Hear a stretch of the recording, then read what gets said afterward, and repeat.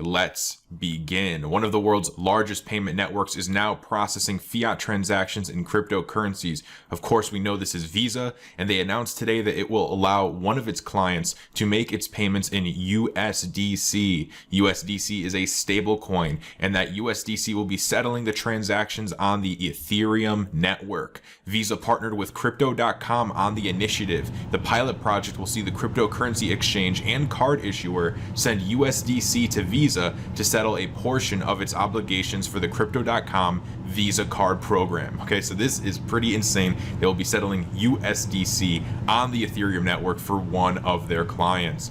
In its current status, Visa's standard settlement process requires all of its partners to settle in fiat currency regardless of which sector the partners operate in. This can be costly and unnecessarily complex for cryptocurrency companies. Visa's executive VP said that crypto native fintechs want partners who understand their business and the complexities of digital currency form factors. So that is the breaking news for Visa as of today. Now, we also have some other stuff about Visa, right? Visa has been bullish in the past, and this article touches on that a little bit. So I just want to put it out to you guys again, even though, this stuff came out a while ago. A lot of times people forget, or there's a lot of new people coming to space and, they haven't heard of these things. So Visa also brought in Anchorage. Anchorage is the first federally chartered digital asset bank on the pilot, pledging to avail the service to more companies later this year. The ability to settle in USDC can ultimately help Crypto.com and other crypto native companies evaluate fundamentally new business models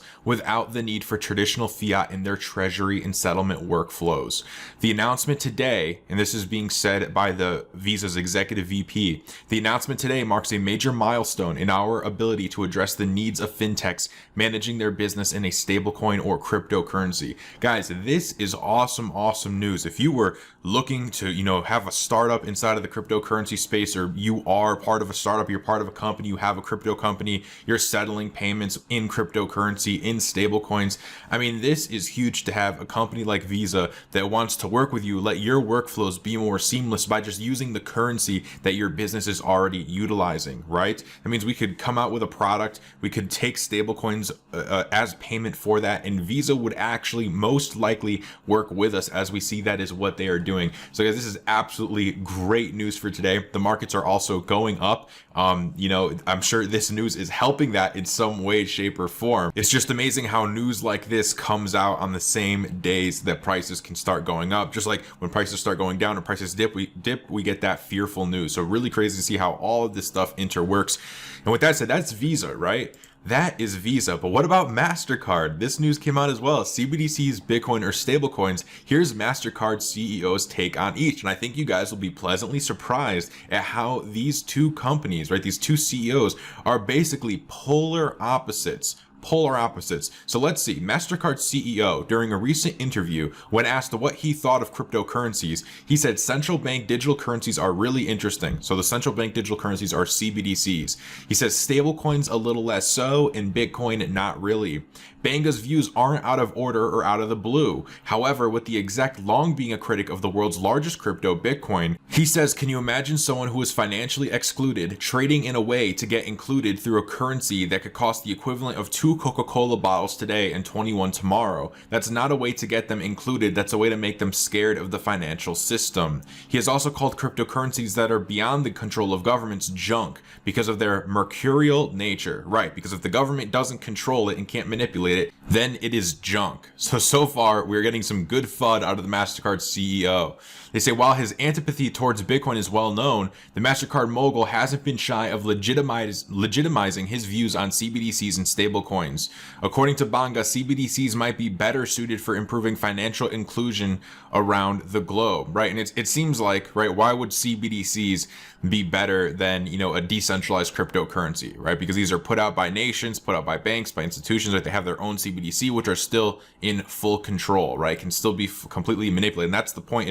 If everybody came out with their CBDC, if we just made the US dollar a digital dollar, what problem did we solve? Like, yes, we can send money easier, but what real problem did we solve? We didn't solve anything other than now it's just a bit easier to send payments. But we already pretty much have digital dollars, right? I mean, look at PayPal, look at Venmo. I mean, I can send my friend no matter where in the world money. So we already are basically there. The problem is that the CBDCs and the stable coins, if that's all we do, we don't solve the problems of decentralization. We don't solve the problems of not having to have that trust. We don't have a trustless system. So on the questions of stablecoins, he says, to be completely clear, not all of today's cryptocurrencies will be supported on our network. While stablecoins are more regulated and reliable in the recent past, many of the hundreds of digital assets in circulation still need to tighten their compliance measures so they won't meet our requirements. Mastercard's arch rival Visa has taken a completely opposite route with Bitcoin. So guys, pretty interesting, right? We have Visa and Mastercard basically having polar opposite views, especially on Bitcoin, right? Because Visa is bullish on Bitcoin. They were talking about buying Bitcoin, and now we have Mastercard, and he's like, no, not Bitcoin, because the government can't control it, right? So pretty interesting stuff. You know, I would say if Mastercard continues this view and doesn't get on board, which I think they will eventually get on board, right? I think this is, you know, they're probably just stirring up FUD. They're probably honestly looking to get a position on Bitcoin and trying to, you know, manipulate a dump so they can get in cheaper.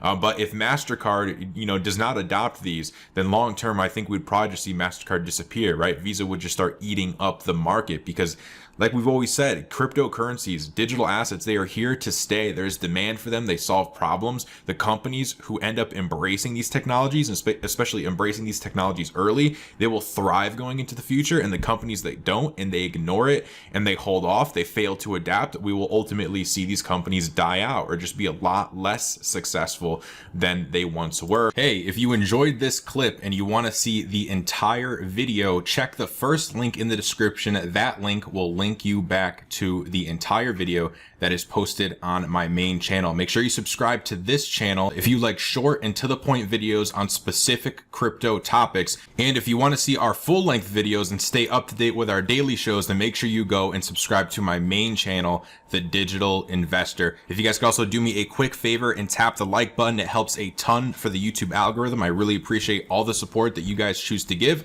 And with that said, I will see you on the next video.